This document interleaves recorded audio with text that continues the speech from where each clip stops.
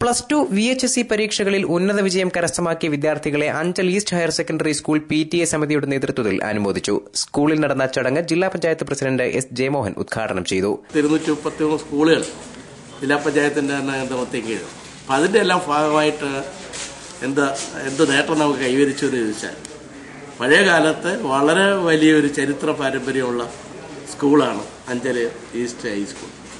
ഇവിടെ പഠിപ്പിച്ചിട്ടുള്ള അധ്യാപകർ തന്നെ കേരളത്തിലെ തന്നെ അറിയപ്പെടുന്ന അധ്യാപകർ തന്നെയാണ് ഇവിടെ പഠിപ്പിച്ചത്. ഇപ്പോൾ രാമേന്ദ്ര സാറും ഗോപാലൻ സാറും ബാലകൃഷ്ണ സാറും ഒക്കെ അന്നത്തെ കാലത്ത് പഞ്ചായത്ത് പ്രസിഡന്റ് ബ്ലോക്ക് ഇല്ലല്ലോ എന്നൊക്കെ പറഞ്ഞാൽ ഒരു നാട്ടുരാജാക്കന്മാരുടെ തന്നെ ഒരു അംഗീകാരം ഉണ്ടായിരുന്ന ആളുകൾ പഠിച്ച് ജയിച്ച് പുറത്തിറങ്ങിയിട്ടുള്ള വിദ്യാർത്ഥികളാണെങ്കിൽ സമൂഹത്തിൽ നാനാ തുറകളിൽ വ്യക്തിമുദ്ര പതിപ്പിച്ചിട്ടുള്ള വ്യക്തിയും.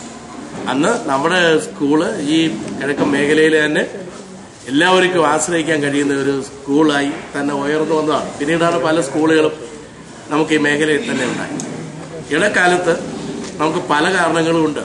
ഭൗതിക സാഹചര്യങ്ങൾ ഒരുക്കുന്ന കാര്യത്തിലും റിസൾട്ട് ഒരു മെച്ചപ്പെട്ട നിലയിലേക്ക് വരുന്ന കാര്യത്തിലും ഒക്കെ തന്നെ ഒരു പോരായ്മകൾ സംഭവിച്ചിരുന്നു എന്നുള്ളത് നാനാ മേഖലകളിൽ നിന്ന് ഉയർന്നു വന്ന വിമർശനങ്ങൾ കേട്ട സന്ദർഭത്തിൽ തന്നെ നമുക്ക് തോന്നി.